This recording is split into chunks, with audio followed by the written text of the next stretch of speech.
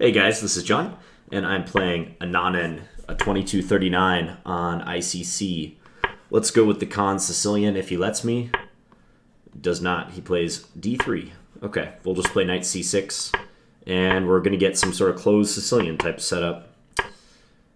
I'll play the so-called Fischer setup against this.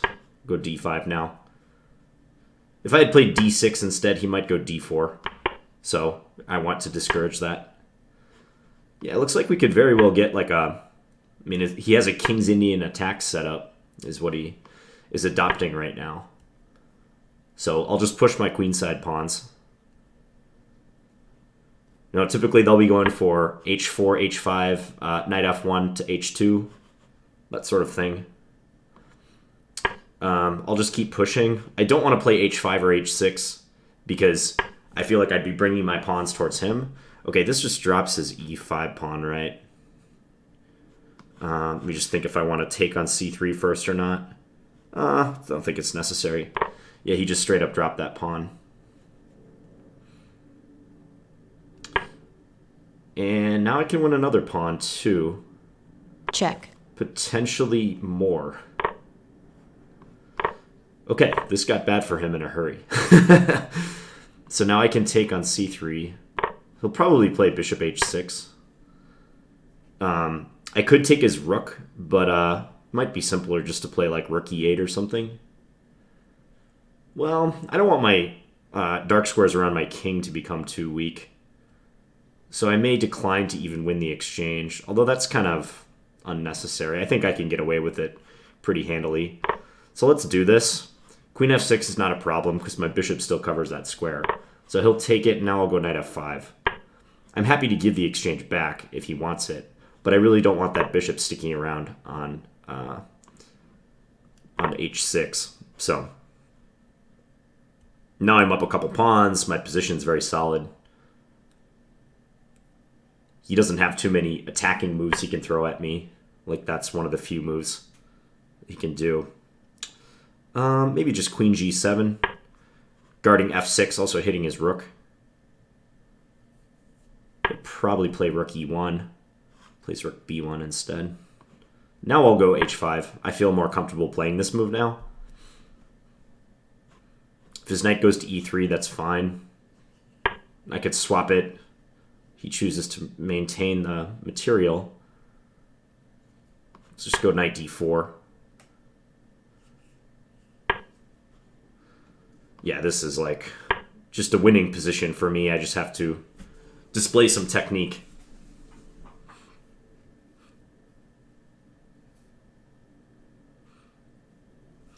This example would fit well into the undefended piece lecture, undefended pieces lecture on the Chess Fundamental series. He's doing the right thing. He's trying to play active. My bishop is a little loose. I could just play like c4. I think that's fine. Just to try to get him to take so I can bring my bishop to c4. Then it's secure. Yeah, he's going all out for an attack. That's pretty much the only thing he can do. Makes sense.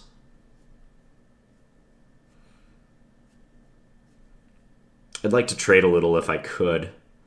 Knight c2, anything doing with that? Probably not. Don't know that I'm too worried about him taking on h5 at the moment. I think I can honestly just grab another pawn and push my a pawn. Because how is he going to attack me? I'll just pre-move that capture. Yeah, he doesn't have a lot of threats he can create. It takes so long for him to do anything active. So now he might be thinking about playing like knight f3. Let's just go here.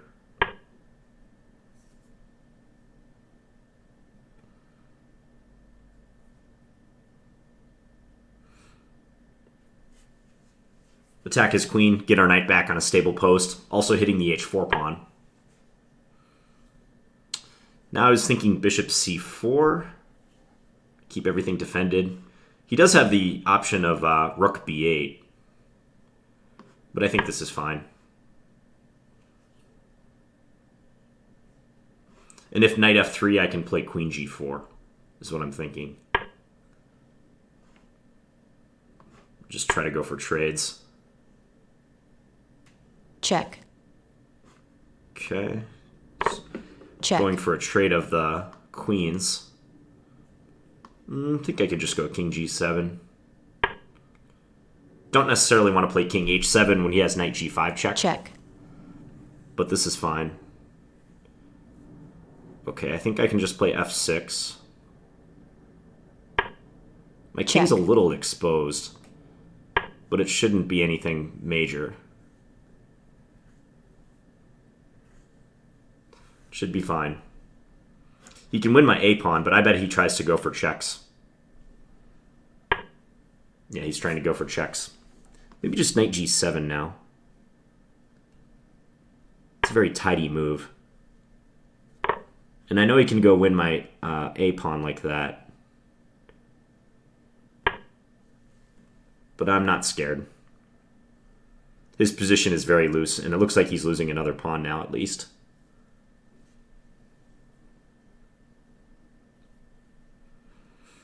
As long as I keep my king safe, that's the major thing right now. I'm perhaps being a little overcautious, but you know, winning position, I want to make sure I don't mess it up somehow.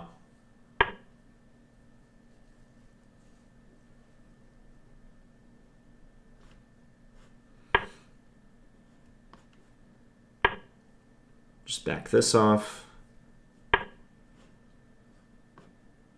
I'm happy to trade bishops. Then I can get my knight up to f5.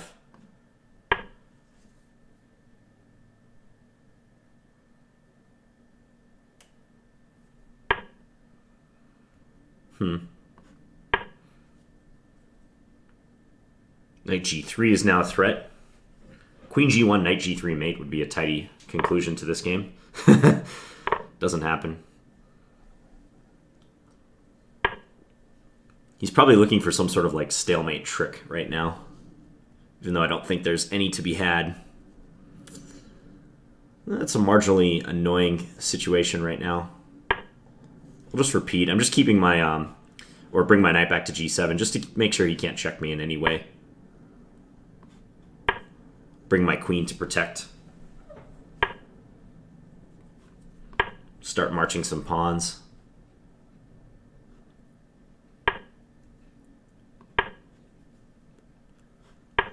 Now I can get my knight to e6 potentially soon. I'll just go h4 to cover the g3 square so he can't use that. Yeah, that's Check. about the only active thing he can do.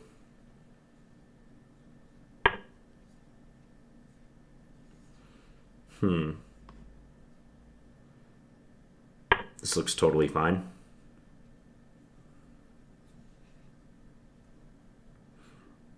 Just being very cautious not to let his Check.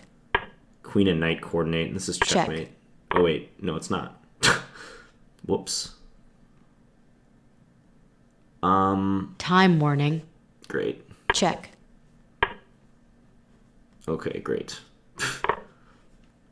Now he has check on g8. Check. Check. There's a check on Check. a8 now, c6, whatnot. Check. Check. Once again, my very poor clock management is coming back to bite me. Probably blowing an otherwise great Check. position. Check. Check. Check. Check. Check. Check. Yeah.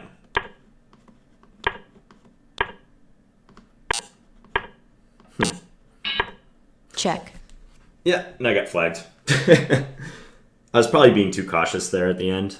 Well, I was definitely being too cautious at the end. I have this problem a lot, like trying to win perfectly, but at the expense of really compromising my time. So, just got flagged towards the end. I thought Queen F4 was mate. I forgot that he could take on H3. And after this, there's several ways to win, but I didn't find any of them. And then, like, when I go knight g5 and take here, like, I'm giving up queen g8. So that was kind of a shame. Let's take a look, though. So close Sicilian. Yeah, and he just gave up the e-pawn. He neglected to bring his other knight to h2. That's usually what they do. They usually play knight f1 and then try to come like this. But he played the other knight to h2, which just drops that pawn. Yeah, I'm satisfied with how I played it. Knight f5. Yeah, this is good. Kicks his bishop out, and if he wants to continue playing with this dark square bishop, he's going to be down a lot of material.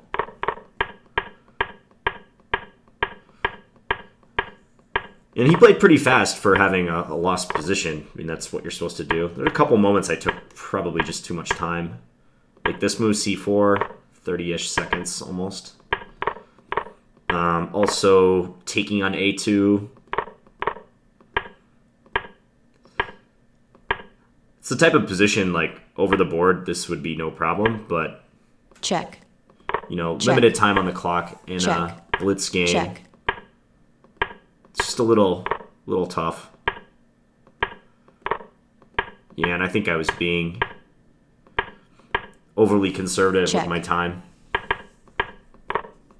I just never quite got the win. Like, maybe somewhere around here, there's an easier way to win. The engine says, just push the pawns. Or knight e3. Okay, knight e3 is threatening queen g2 mate. Or knight f1. I was being very, very cautious about allowing any checks. But when you try to win too perfectly like this, especially in a fast game, you might be setting yourself up for some problems. So, like, maybe I have to do something like this and just acknowledge that he's going to get a few checks, but they'll eventually run out, and he'll be lost. So, yeah, just kind of a shame. Otherwise, I'm very happy with this game. Just seeing if there's anything else at the end I had here. H4. Check. Yeah. E4. Check. This all is good. Queen e5 was winning. Okay, queen e5, because if he takes this pawn, knight f4 check. Uh-huh. And then if king g3, I have, what, like knight e2? And mate in a couple. Uh-huh. Check.